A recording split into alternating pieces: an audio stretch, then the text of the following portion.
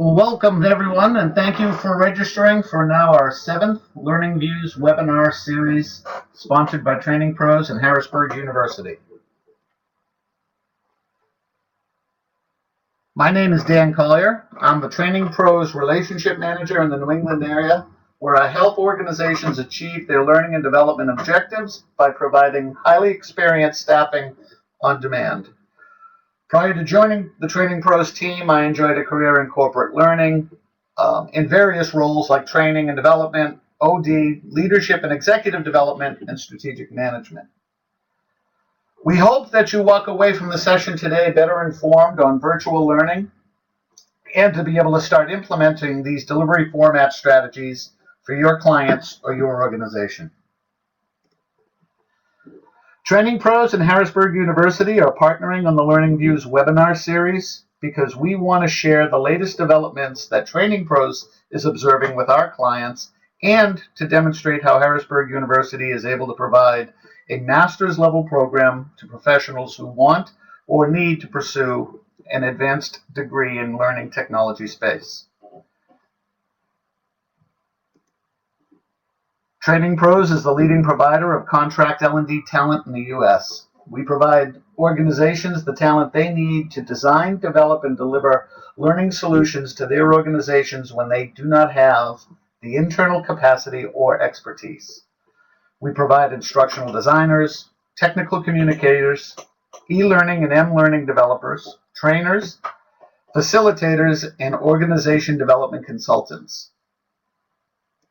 Our clients work with a local relationship manager like myself who are from the L&D industry who invest in learning our client's business and can consult on the right staffing solution for that project in the organization and then provide the right talent the first time. Harrisburg University translates the latest developments in learning technologies into a master's program for professionals responsible for building skills and capabilities in corporate organizations. Harrisburg University provides students with leading-edge approaches and skills to help them apply existing and emerging learning technologies in a variety of learning environments. In today's program, we will, I'm sure that we've all experienced the good and the bad and the ugly of webinars. But what makes a good webinar good and a bad webinar bad? The presenter and the presentation material are key to the experience, but so many other little details. Join this online session to explore many of the before, during, and after details of a webinar that can make or break the experience. Our presenter today, Justin Denny, is the Learning Technologies Production Coordinator at Harrisburg University. He's been designing and delivering online learning solutions for over 12 years. His recent work in virtual delivery formats is focused on the use of Adobe Connect in a higher education setting to deliver graduate and undergraduate offerings, professional development sessions, and webinars. Justin is looking forward to sharing his experience in the production and delivery of virtual sessions with you. And now I would like to introduce Justin Denny. Thank you very much, Dan. It's always a pleasure to get together and work with the folks from TrainingPros, so thanks for that lovely introduction. And thank you everyone for joining me today. My name is Justin Denny, and I am the Learning Technologies Production Coordinator at Harrisburg University. As many of you have been doing, please just take a moment to go into the chat window and chat in where you're joining us from. I'd like to know kind of where we're spread out geographically, and thank you for those that have already been doing that. So, all right. So moving forward, I'll just add on to the introduction briefly for myself. My name is Justin Denny. The work I do here at the university falls into 3 main categories. I work with directly. I was just checking our tech issues pod there. I'll talk about the layout in a moment of the room. But I work, the top circle there, Harrisburg University. I work directly with our faculty to work in things like virtual environments. We have a lot of online classes that we deliver. I work in our learning management system, and basically any learning technologies facet that we have here at the university is something that I participate in. I also work in the Center for Advanced Entertainment and Learning Technologies, which is a very important center we have at the university, which produces anything from simulations to serious games, video production, and beyond. And then finally, I support our Learning Technologies Master of Science program, which is a program we're very proud of here at the university. So before I move on, I'm going to take a moment or two just to share a little bit about the layout of the room. I'm going to thank you folks for chatting in where you're from. In the upper left-hand corner, I'll go counterclockwise around. You can see the list of the attendees that are here. Below that is a pod for chatting in technical issues. So if we could, I'm going to clear this pod, and if we could just reserve the one on the left-hand side there for any technical issues you have, that'll let my student producer work directly with folks here that are having any audio issues, etc. There's my smiling face in the bottom left, and then the main chat area is down low in the center of the screen. Please use that for any communication about the session today. And to the right of that is the Q&A pod. If you have any questions that you'd like me to answer during the session, please put those questions specifically there, so that way I can get there. So I'm muting my office phone here. That way I can organize them. We have a lot of folks joining today, so it might be hard to keep up with all of the questions in the chat. So if any specific questions you have for me, please put in the QA pod in the bottom right-hand corner. All right, so now we can move on with the good stuff. So I'm going to get started out with a question. I'm going to bring up a poll here in a moment to see where we're at. But the question is, do you currently conduct webinars for training? And I will bring out a poll you can answer. So if you can just click on one of the answers in the poll, and it will give me an idea of what we're looking at here. Okay, the information is starting to come in. We are getting close to our maximum. All right.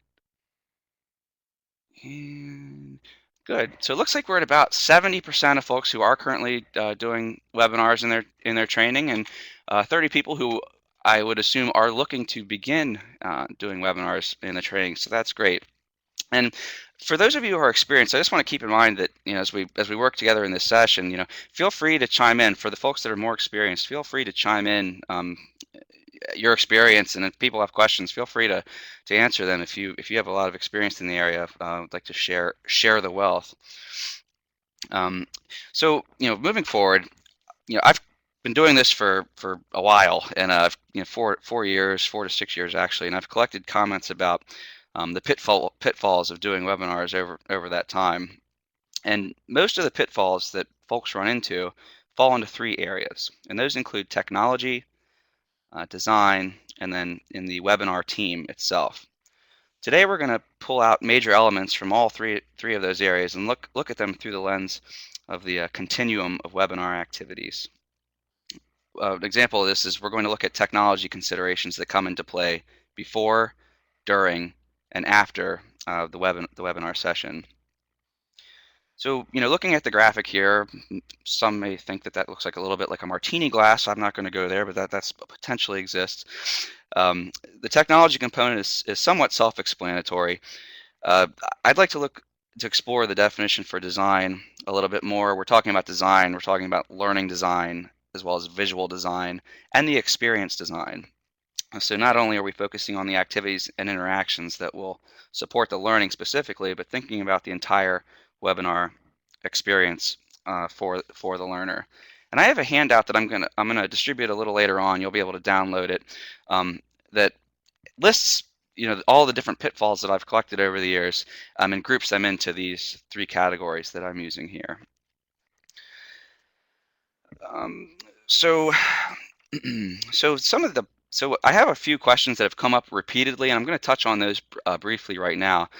A lot of the issues that folks bring to me, and like how do I deal with these issues, include technical difficulties on the participants' end related to audio quality and technology. Also, technical difficulties that take the facilitator away from content delivery to troubleshoot. And then best practices for conducting test sessions for participants. And some of the techniques that I use in those regards are to create what you saw at the beginning, which is a lobby loop. And some of the slides in the lobby loop were promotional, but many of them were related to the system and how to how to use the system and things to look out for. You should be hearing audio, or your speakers on, and so on, and things like that can go a long way to making sure folks are prepared. And I also like to provide options for testing connectivity before the session. We often will require testing and log in prior to a session if I know who my audience is going to be. So it really depends on the format and who your audience is on the session. And we'll even go as far as to ask folks to complete speed tests to make sure that they have enough bandwidth to support the connection. And technically, we have a contact number that participants can call if they can't log in, mainly with our students. Now, today, I'm very fortunate to have a producer. So we'll talk about the team in a little bit, but I'm running a two-person team today. So I do have a producer that's sitting in who's helping me as I deliver the content to identify technical issues and other things that are going on in the room so that I can focus on delivering the content to you while she's able to help me keep track of the other issues so that everyone's getting the attention they need, but my attention isn't being compromised.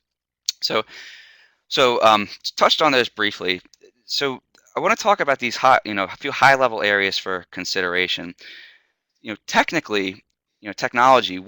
You got to think about what you are doing to prepare your preparation that will ensure that your session runs smoothly. So we'll dig into this much deeper as we move on, but the preparation is the key to making sure technically that things run smoothly. Now, as we refer to design, and my main background is as an instructional designer, so I'll probably talk at a little more length on this, but you need to be thinking about how are you designing your experience around the information that your participants are to leave your session with. Are you, if it's part of a larger program, are you using the same learning objectives that are using for your trainings? And are you thinking about how you will measure any takeaways that the learners will need to have from your webinar? And are you thinking about when you're going to measure understanding? When we talk about experience design, I refer to this as the weaving of the narrative that is the user experience. So you have to think about it through that lens. How are you weaving the narrative that is your user experience? I think we can agree that a sit and get format doesn't work that well for many or even any folks. So where are the points where you're going to give participants control and ask participants for feedback, and actually allowing that feedback to impact the direction that you go within your session? And that's for me, that's one of the biggest things that I focus on is this ownership piece. Is that it's not this one way street. I want to give the participants some ownership of the direction the experience takes. So, in the higher education classes that I work in, I've worked with faculty to develop polls that they'll deliver at the beginning of class to serve as a formative assessment. I'm sure most of you know what formative assessment can be. It's an informal type of assessment where you can gather information from folks that are in your sessions to understand where they're at, and that'll help you to adjust your instruction. So the way that looked here at the university in a recent class that we implemented in was, if the example is that the students read a chapter of a text that included 4 different theories. Well, at the next session, where we have online learners and physical learners, this formative assessment occurred where we asked the learners to self-assess how comfortable they were with each of the theories that they read about. And then, similar to the poll, I can get data that says, if everyone was not as comfortable with theory X, I might devote a little more time to theory X instead of the other. So that's a very quick example of how you might give some of that control. And then, so that's a lot about the design. And then moving to the team is very important. As I mentioned, today we're operating in a 2-person team with a facilitator, which is myself, and then a producer. But there's many different roles that you could have on your team, and we will explore those as we'll actually explore those right now. So I'm going to bring out my second poll, which is, what are the roles on your webinar team? So this is really more directed to the folks that are delivering webinars right now. So let me know what the roles are on the webinar, roles are on your webinar team. And if for folks that are either thinking about it or just getting started, you can chat in below. What role do you think you might play, as part of a webinar team at your organization? So I want you to kind of think about it, in the future as you implement webinars as part of, whatever training or information communication method that you're using them for, what role do you anticipate yourself playing on that team? And you can use the roles that are in the poll here. So I'll give you a few minutes to respond to this.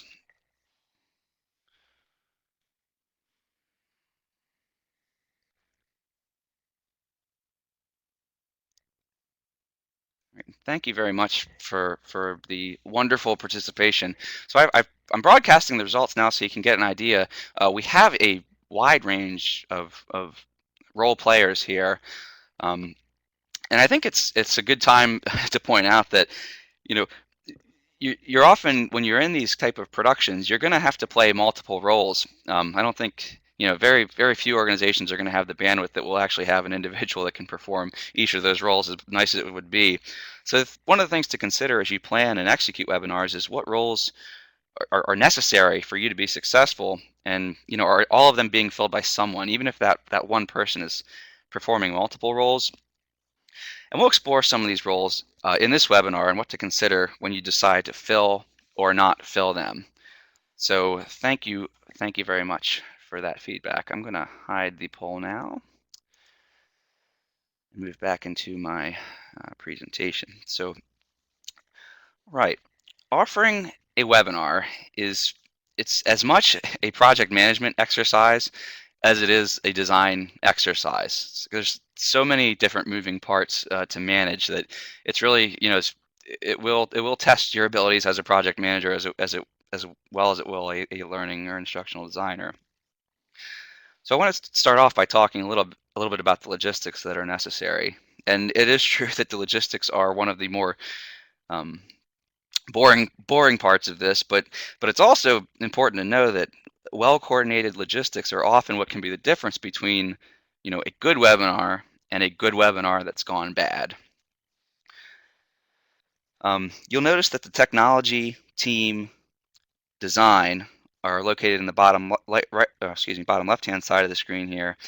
But then on the right we have during, or before, during, and after, and I'm going to use those visual cues throughout the presentation to help you focus on what we're talking about and the things we're talking about, where they might fit into your design and project planning practice.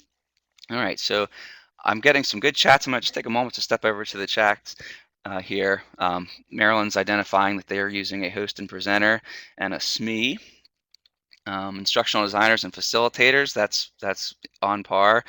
Kathleen is the whiz for it all, but they're new to the LMS game, so that's good.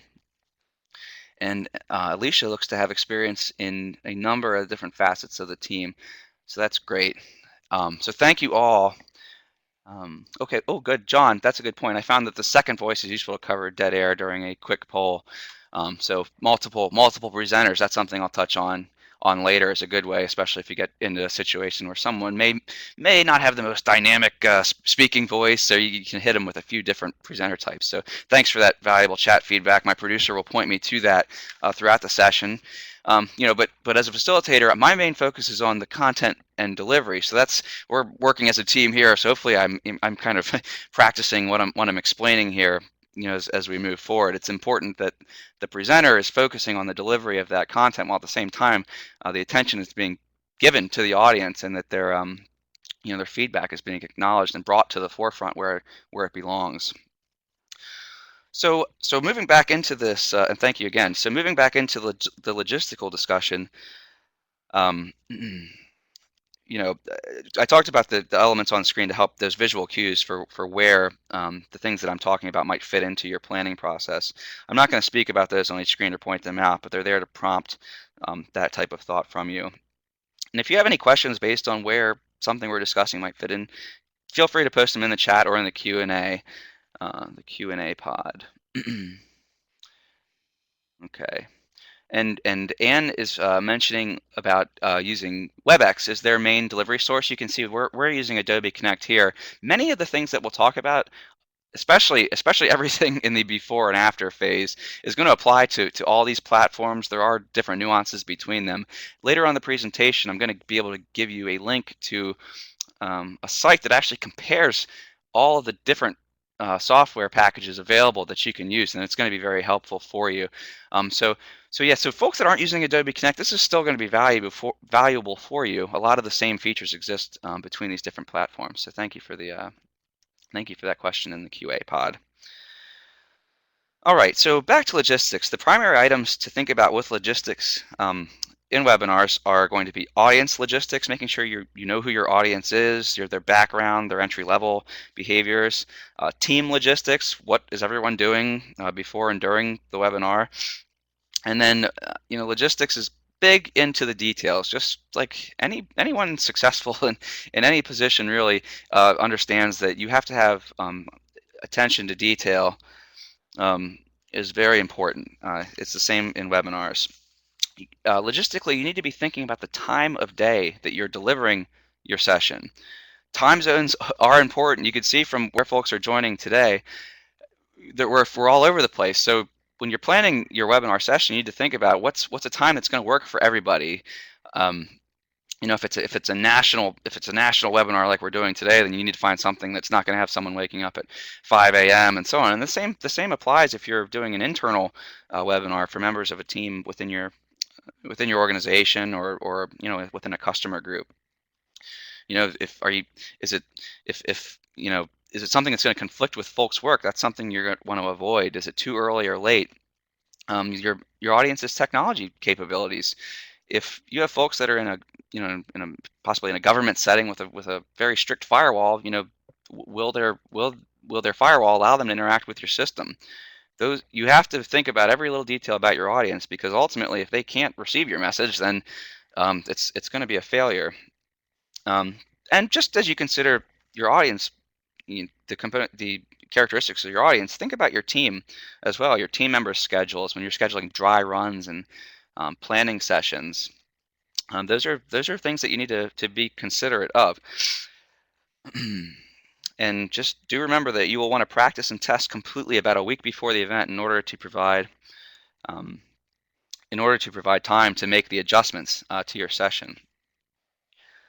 Your physical location, and I'm talking about where you are delivering your session from. Your presenter and your producer, they need to be in a very quiet location. Your organization may have a room established for production that has appropriate acoustics in place. Try to seek out those types of spaces and make sure that they're available for any of your testing sessions and, of course, the day of your webinar. And just as the setup I have right now, I have my producer in the room here with me, so I can pick up visual cues from her related to what's going on in the room, things that I places I may need to place my attention that I'm currently not. So those are all things to consider. Now, for a moment here, I'm going to go over to an item, and it's the webinar checklist view. So I want you to take a look at this checklist. It's a resource that is going to be available for you. And before I get into the checklist, if you look to the left in this layout, it says Files for You, and there's 3 files. You can either download, left click on one of them and download them individually, or you can control click on all 3 and then download all the files. But I do recommend that you download these. These are resources that we've put together for you, and you'll have other, if you don't get it in right now, there will be other opportunities for you to download these files. I wanted to point out that they are there for you. Oh, good point, Kathleen, related to the folks that you have. Yeah, okay, a lot of comments came through about the timing. It is definitely something to consider, and definitely don't forget to consider the time zone in your marketing communication, because 4 a.m. to you doesn't mean 4 a.m. to everybody. So definitely major considerations. So back to what we're looking at on screen here, the webinar checklist. This will help you to hammer out some of those details, and I do encourage you to download this and keep this handy during your planning processes. I'm not going to read this document to you, but it's available for you to check out and to download. So please take advantage of it. At a minimum, it will get you started thinking about the level of detail that needs to be put into your webinar. So at this point, I'm going to move into another document that is going to be a resource that's available to you, and this involves it's called just the pitfalls, common pitfalls to webinars, and I'm not going to read this whole document to you. I'm going to point out one example here. In an instance and it's the top example that's on the screen, the facilitators don't deliver content in enough time before the webinar. So how can what can you do to avoid something like that? And you'll see a few of the options here. Establish a documented project plan with milestones and deadlines. If they have to have their content to you 2 weeks before as part of your project plan, then that's going to trigger to you, look, I don't have this, I need it, and then you can begin pushing that person so you get it at least in a reasonable amount of time. And scheduling regular preparation meetings throughout the project timeline can also be used as status meetings. You can meet right within whatever system you're using, so that can serve a double purpose. And there's other options here. So take advantage of this document. It uses the same structure that I've talked about: technology, team, and design, as well as before, during, and after. And those locations are highlighted for you. So I hope this document can be helpful for you. And then the last thing logistically to think about, well, it wouldn't be the last thing, but it's the last thing I'm going to talk about. It's something to consider is what's the ideal time length for your webinar? It's got to be related to your audience availability as well as the content that you plan to deliver. An hour was what we found for this one. So for us, an hour was the ideal length of time. And I noticed it's 12:30, so I am going to need to keep on trucking. Okay, so I'm going to move back into our presentation area here and sync up. Okay. All right, everyone's favorite is technology. Love it when it's working, but when it goes wrong, so in the chat window down below, I'd like you to in the chat window, I'd like you to tell me your and hopefully this has to do with webinars, but your technology horror story. I want to hear your technology horror story, and while you're typing in your technology horror story, I'm going to tell about ours, and it was related to a webinar that was similar to this one that was focusing on how to deliver great webinars. So you're already under the microscope when you're delivering that type of content. Everyone's expecting it to be this, knock them dead webinar. So of course, when we had ours, we tested and followed all the steps that we've been talking about, and our SME for that day, we ended up just having major connectivity issues with them. So that was our horror story, was that we, it took us about 10 minutes to get the audio and to get the technology right. So that's the horror story. You don't want to be delivering a presentation about how to prepare and deliver good webinars and then have 10 minutes of your time be dedicated to troubleshooting. Okay, so instructor locked himself on mute, had to move to a different machine. Good for you for having a secondary option. And I'm just referring to some of the chat, some of the stories in chat. Moving back and forth between facilitator and participant control of the screen. That's always going to be slippery, but something you can do. You can achieve more fluidity with practice preparation sessions. Accidental closing of the meeting. Yep, everyone's got to know. So you bring in folks that may not be as intimate with the system as you. They kind of got to know, if I click this or that, what's the repercussions. So so hopefully Dan doesn't go on a clicking spree here. Dan's very familiar with the system though, so I think we're in good hands. Great, thank you very much for participating in the chat. And I know there's more stories coming through, but I do have to keep us on track here. So thank you again for all the participation. And I do see some Q&A questions that are building up there. I'm gonna come back to those at the end when we have some time in Q&A. I want to keep us moving here at this point. So I am getting your questions, yeah, and so on. And Antonio, you may wish. I'm looking in the tech issues. You may just want to try to leave the room and come back if you're having issues watching the slides advance. But I'll let Amber continue, our producer, continue to work with you there. Okay, so moving on. The primary technology issue to address is whether or not your audience can access your webinar. Again, it comes down to knowing your audience. If you know who your audience is beforehand, you can conduct an orientation webinar before an event. That's a good way to go if it makes sense. We wouldn't want to have a half-hour orientation for a 1-hour webinar, but if it was an all-day session, that'd be time well spent, because that orientation session is going to allow us to filter out technology issues before the day of the actual event. And remember, you can provide people with all the links and everything to prepare their systems, but that doesn't mean they're going to take advantage of that. So you'll also want to provide a way to test their access immediately before the event starts, and that's something that we try to do using a lobby loop.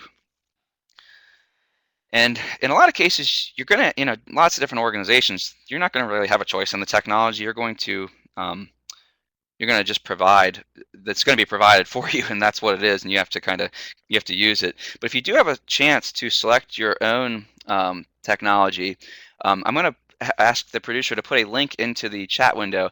I mentioned it before, but it's a site that actually lists all the benefits and drawbacks from each system and reviews the systems, and it can be very helpful. It's a lot of the legwork could be done for you, so you don't have to have a huge research initiative going on. Thank you for posting that.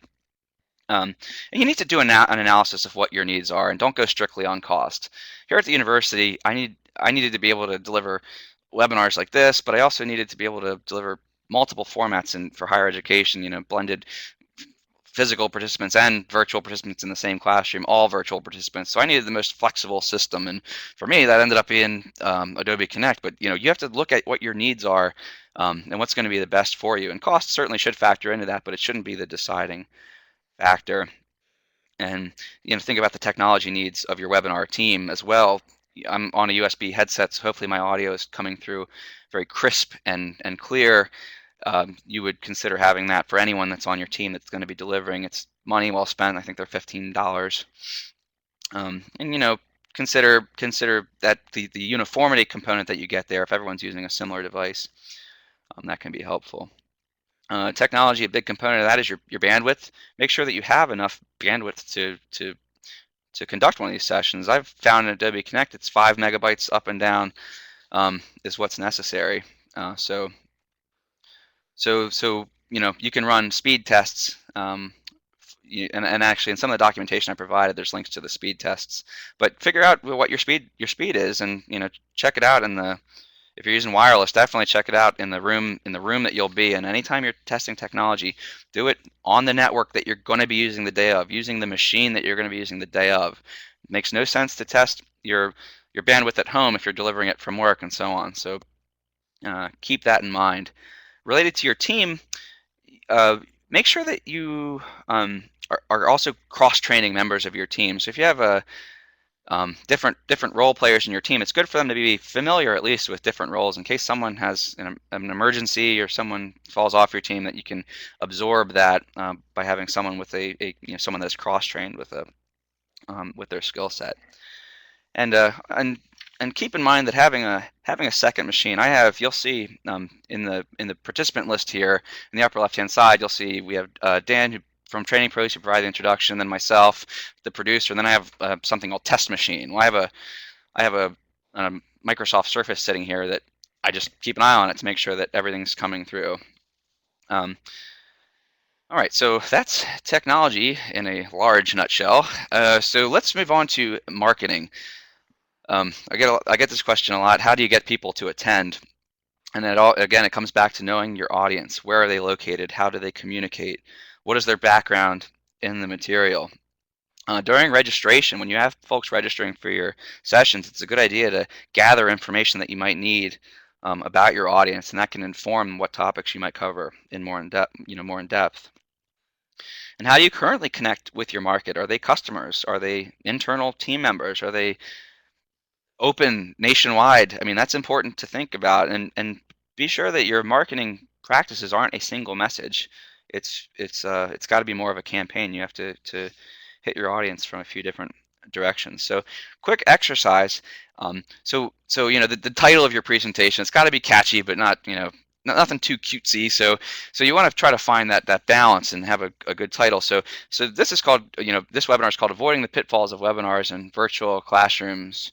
So I want you to read title in the chat window if you can. Just retitle this webinar. I want you to get your creative hat on, and yes, and okay, I will provide the documentation, but in the chat window, if you could just retitle this webinar, I want to see what kind of creativity we can generate here from the folks, and I'll keep an eye on the chat window here while we move forward. So I see multiple attendees type whiz at webinars. I like it. I like the consonants. That's good.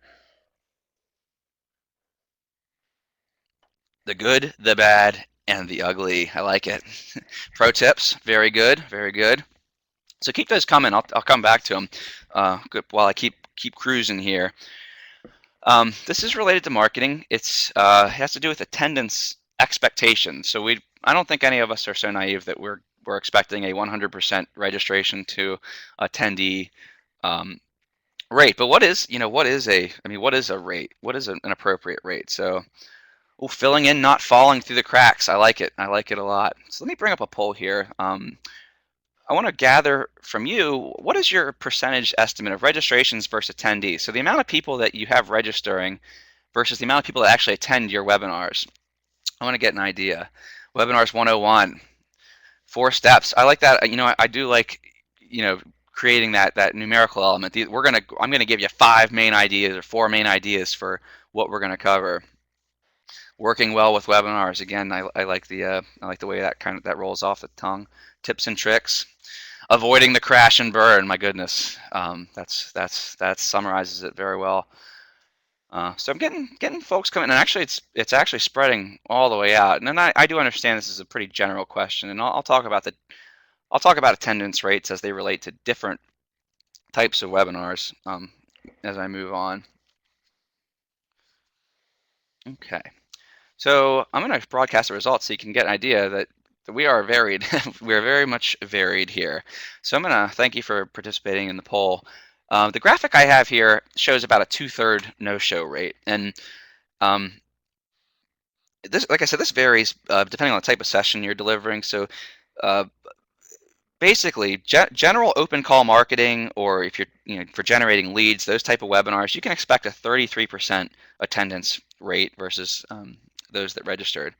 For highly targeted audience with a specialized interest, you can expect a 50% attendance rate, and that's about where we're at today. I think we had 130 registrants, and we're at 70, so that is true to to the research that we've done. Customer communication events, you're going to get 60 to 65%. They have a little bit more of a vested interest in that, as do internal training and employee communications. I mean, a lot of times their interest is their supervisor telling them the webinar is important, so they may not be captive per se, captive audience, but you're going to get about an 80 to 85% rate there. And then if the audience is charged for the webinar, then you're gonna get 95 to 98 because they're all in at that point. Something to follow up on that, it's important that you are sending out confirmations when someone registers for your webinar, as well as reminders. You should have a regimen of reminders that go out. We use a 24 hours, 8 hours, I think 1 hour is what we're using for most of our webinars. And it's up to you. You don't want to spam people, but you want to make sure it's very easy as your day becomes packed that you can lose sight of some of these things. So it's important. It gives you the reminders. They give you an opportunity to share technical requirements. If you want to do a pre-event questionnaire so you can gather information from your audience, that's a great time to do it. And just any other information about your audience, your specific audience group's needs and interests. And then, I'll give a quick horror story here. There's a time we had a webinar that nobody showed up to because our reminders were set to go out in the following year. So while they did receive confirmation, they didn't receive any of the reminders, and we had about 20 registered for that one, and we got 0. So that's a testament to the importance of sending out the reminders. You're always going to end up with some folks that can't attend for whatever reason. So just keep that in mind. I mean, don't set the expectation that it's 100%, and then you will be fine. Okay, so I'm gonna continue moving here. It's about 12:40, so we're doing just fine. So webinar, that we're talking about the introduction here. There are pitfalls in logistics, technology, and marketing, but those are all activities that are occurring outside of the webinar delivery itself. So now I want to talk about the specific event. Like we did today, you're going to want to open your session up 10 to 15 minutes prior to the start of the program. If you have audience members, that will give you time to troubleshoot their issues beforehand. You never want to take time away from the group. If everyone's supposed to be here at 12, you don't want to take time away from the folks that are here at 12 and ready to go to troubleshoot. That should be done as part of your preparation or done beforehand. So always try to open up 10 to 15 minutes ahead of time, and do use a lobby loop to share information about the rules for participation, platform features you plan to use, details about the speakers and any future events. It's actually a marketing opportunity for you as well for future events. So keep that in mind as part of your campaign for other events. And as I did, you could consider using an audio track. And basically, if, you can have a slide in your lobby loop that says, are you hearing the audio? If not, then okay, look, we have a problem, then we'll try to troubleshoot that. And I did see one of the Q&A coming about what a lobby loop is. And a lobby loop is a series of slides. I mean, PowerPoint has a feature where you can autoplay. Putting them into Adobe Connect, I have to run them through another Adobe product called Captivate to produce a file that will autoplay for us with the audio. But it's something that is occurring at the beginning that is going to acclimate your group to the session. You bring it on, you put it on play. It gives folks an opportunity to kind of test themselves on the system and get information from you, and it's a great idea to include instead of just having your first slide or dead space or anything like that. So that's what a lobby loop is. So thank you for that question. And then by having folks use the lobby loop to determine if they are actually receiving the audio is good, because one thing that happens a lot in webinars that you might want to consider is to avoid that "can you hear me now? Can you hear me now?" Type interaction. That's you should have done, as the facilitator or producer, your team should have done enough preparation that your audio should be coming through. So in the event that it's not coming through for a larger group, then that should point to a larger problem. You shouldn't have to ask them if can you hear. You shouldn't get into that "can you hear me now? Can you hear me now?" Type situation. So keep that in mind. And as you should be, basically, if your audience can't hear you, you should be surprised, and there should be something else larger at play. So moving on, as your attendees arrive, be sure to greet them. You want to greet them as they come in and encourage discussion. You can ask for their geographic location, their profession, experience, and so on. So it's a good idea to engage your participants immediately as they come through. So I'm going to continue on here. All right, audio and media. I'm going to bring out a poll here, and this is my final poll, and I'm going to ask you, do you prefer to see a video of the speaker during a session? So, right now I have my individual picture down there, but I also have the option to put up a video of myself, and you probably do in your software as well. So, which do you prefer, and from whatever direction, as a participant or as a I mean, that's mainly what I'm thinking of. As a participant, do you prefer to see that? And it's a 50-50 split right here. So there's different reasons why you would do one or the other. It's very nice to have it's nice to have a video. Your presenter, they're live, they're moving around, but it's also it can be a bandwidth drain. So different ways around that. You can include a still. That's what I've done here. Or you can also have you can have a video at the very beginning, introduce yourself, and then move to a still. So that's a question I like to ask. There's different reasons to do different ways. There's not a right or wrong. So we're talking about audio and media. I'm going to glance back over at our Pitfalls document that we spoke about before. And a big one that we get is, so I'm brought up on screen here. There is background noise. So, we're talking about how to avoid, where there's background noise. So you can set the expectation that the facilitator and attendees will participate from a quiet location. You can use the audio setup wizard feature. If most software will have one of those.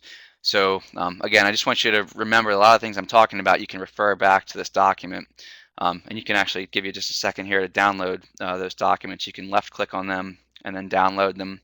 And if you don't get to them, I will have them available at the end. And if I'll type my email address in here. You can also just reach out to me directly to get them. She's got them. All right. He's got them. Sorry. And okay, great. So now I'm going to move to another document that you've downloaded, and this is a critical one. I've got 3 flying high outside of my office. I work in a higher education institute. We have graduate students, undergraduate students, lots of things happening. So, but I can't leave my office really. I don't have one of those safe havens, acoustically designed rooms for this. So I put up, please do not disturb sign in, any places so that the students don't come down the hallway hooting and hollering and impacting the webinar. So Hopefully, I don't end up with a crew of students running through and hooting and hollering now. But I think we're in good shape. So anyway, use this document. This is a good template for you. You can I mean, you can create your own as well. But this is just something I like to give folks. Um, so yeah, so definitely download that and keep it for future reference. All right, moving along. Related to audio and media, we talked about it, but be careful. You might not want to use your video because it could impact your bandwidth, and those are things that are going to be important for you to consider. All right, so I'm going to continue trucking along. Energy and tone of voice. All right, so I'm going to put a quote up. I'm going to put a quote up. Whoever can chat in quickly is going to get an electronic high five from where this quote is from. And is it going to be Amy? She's got it. It's Ferris Bueller. So there we are. There's a very funny scene. Ben Stein's in there. He's the teacher. Super monotone voice. So you got to think about that. Move back to the slide. A webinar is a visual medium, but it's primarily the auditory that's coming through. So while the visuals are important, you can get by without the best visuals if you have a good facilitator, dynamic facilitator, one that's going to have some inflection. It's difficult to survive with a monotone facilitator, and that's something that you'll get a lot. The facilitator voice is often heavily criticized in feedback that you get. So something to consider there. So thank you. You got Amy Smith, man, gets the electronic high five for that. Thank you. All right. I'm cruising along here, folks. We have about 12 minutes, and I want to make sure we have time for questions. So energy and tone of voice. So I'm listing here some ways that you might end up with say, bad facilitator, but with a low energy or tone deficient facilitator. And I'll leave those up to you to read. But you can get into the situation a lot of ways. The facilitator who's taught the class in the classroom, but is auto-selected for the webinar without experience in it. The manager or leadership who wants to present but may not have the voice. Instructional designer wants to present the content they created, or an external SME who's brought in for their expertise but may or may not have a lot of delivery experience. So what can you do? What can you do in these cases? So I'll scroll down through here. Create a good experience for the facilitator in the preparation. Really involve them. Make sure they don't just feel like they're this cog that you're putting into the process. Just involve them and get them talking. Show the presenter a lot of energy. If you have a lot of energy, if they have a lack of energy, make up for it with energy on your end. You can get them excited about doing this. It's fun. It's a production. It's got to be exciting, because your excitement transfers directly to your participants. Consider things like build things into your project plan, training and guidelines for the facilitator to bring them into this environment. It may not be natural for them. You can record your sessions and play them. Yep, there you go. Multiple speakers speak to each other, ignoring the audience is something to be careful of. You want to have that one facilitator that can regulate the conversation. Thanks for that feedback, Robert. Like I said, you can record the presentation and allow the speaker to hear themselves. That might shed some light on what they're doing or not doing. Multiple speakers, like Robert said, you want to be careful that they're managed, but at the same time, multiple speakers can give you variety in voice and audio, and that can be very helpful. Vary your media and vary your engagement opportunities. Bring in different polls, bring in different types of interactive elements, but you have to be aware that you can also overdo that. You don't want to have the PowerPoint with all the laser beams and the crazy fly-ins, because that can become a distraction. If I'm constantly clicking back and forth here, you don't know what's going on. So you got to pace. You got to pace your interactive elements, and gather feedback from your attendees is also can be helpful there.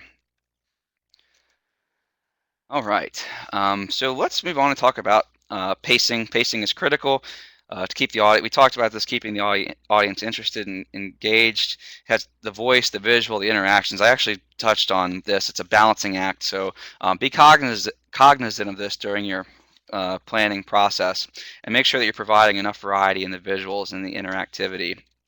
And then think of your webinar as a conversation. It should be a balance. It should be give and take. I should be gathering things from you and giving you things as well. And then finally, just make sure that you end on time, which is actually a good thing for me, because I am down to 9 minutes, and I'm in good shape. But I just want to make sure that I'm keeping track of my own pacing here, so that we do end on time. All right, I'm going to move on to okay, so and some visuals here with interactivity with the mouse clicking and the visuals. That's what I'm representing there.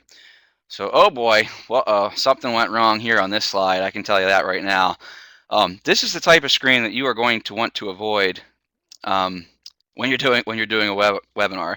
And really, this is the type of screen you want to avoid in any PowerPoint presentation. Death by PowerPoint. There it is. So this huge cluster of bullets and text, and my goodness, I got to get rid of it immediately. Sorry.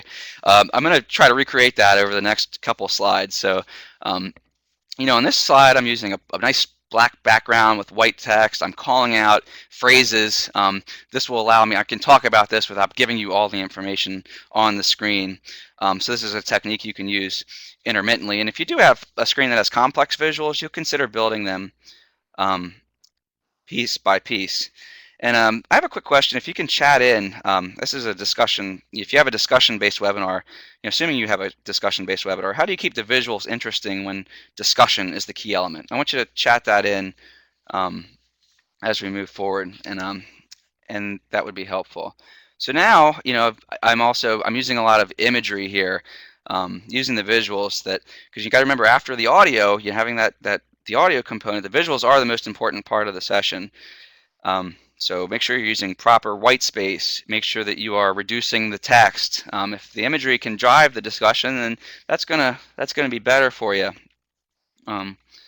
as a group. Listing the question you want them to discuss on a slide is a good option. Thank you for that feedback. The 3x5 rule for slides is good. For me, key phrases and terms is something that's helpful. We can also, if your system allows for it, you can use a whiteboard. So as you're having a discussion, you can use the whiteboard to type in ideas there, and that can be helpful as well. So I'm continuing to move along. All right. So now, so there's different levels of engagement. You have digital, mental, and physical. And I'm going to bring up a quick chat activity here. I want you to think about how you're engaging your participants. Digitally, we're talking about polls and chat. Mentally, with the different kinds of questions. And then physically, are you asking them to physically get up and do something within their space? So I'm going to move to the chat activity. So if you can just give me some ideas about what ideas you use for different types of engagement here.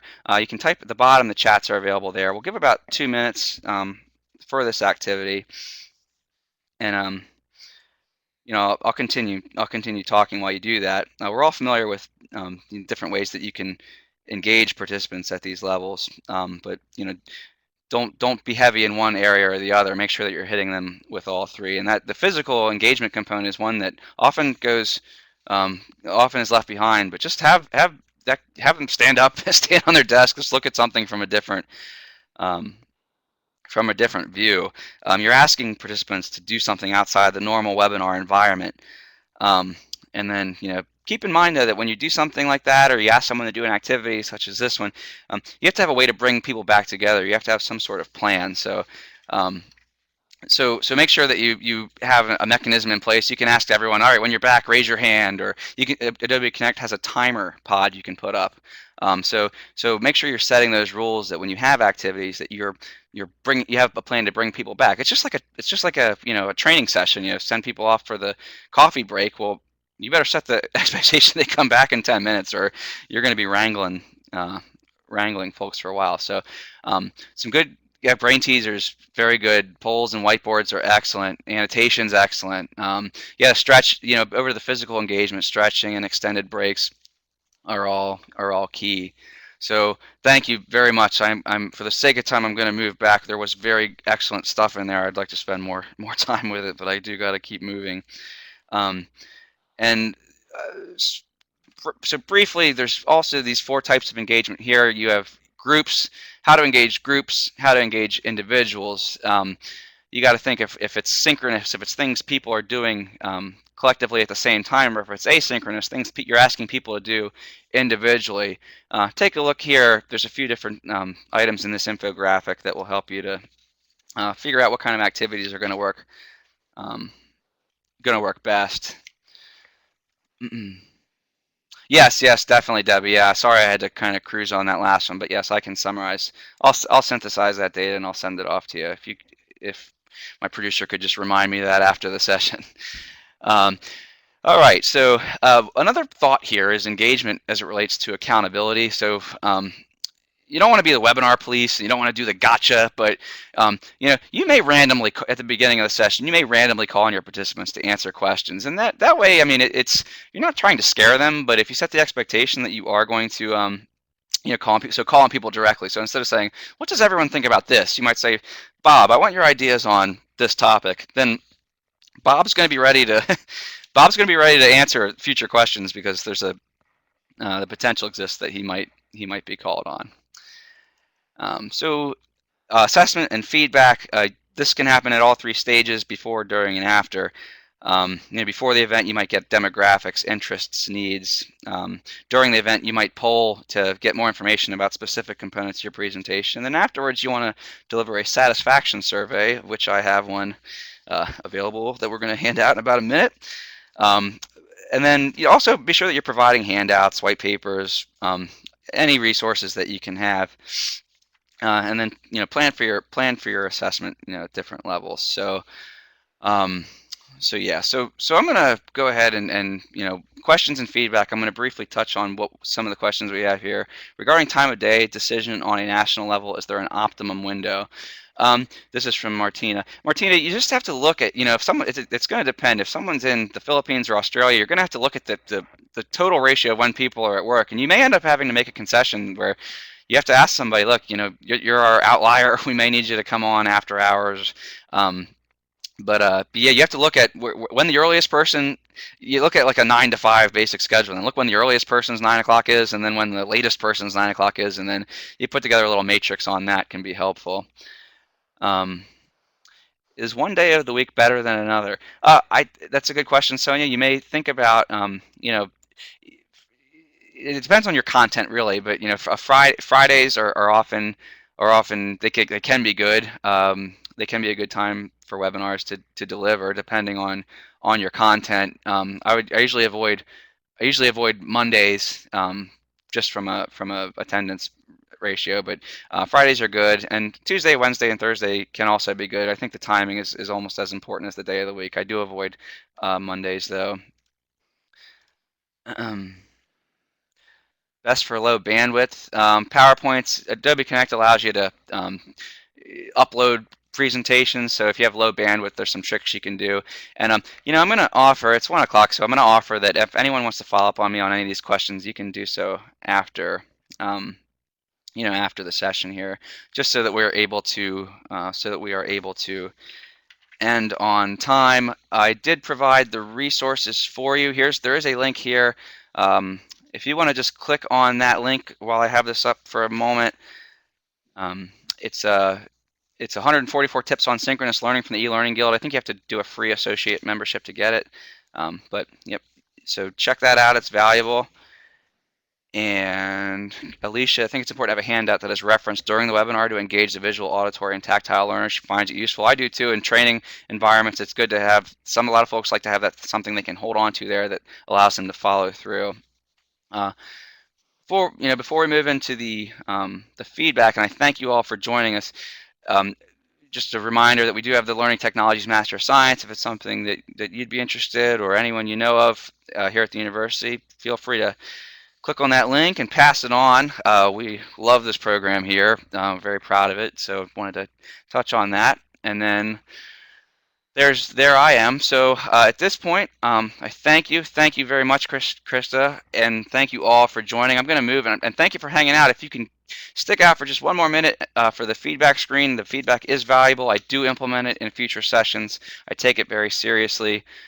And just, before I'm going to go on mute, I'll still be here to answer questions in the chat window. I'll stick around for about 15 minutes, but thank you all very much for the session today. And thank you, Dan, for the introduction. And I'm going to move to the feedback screen now.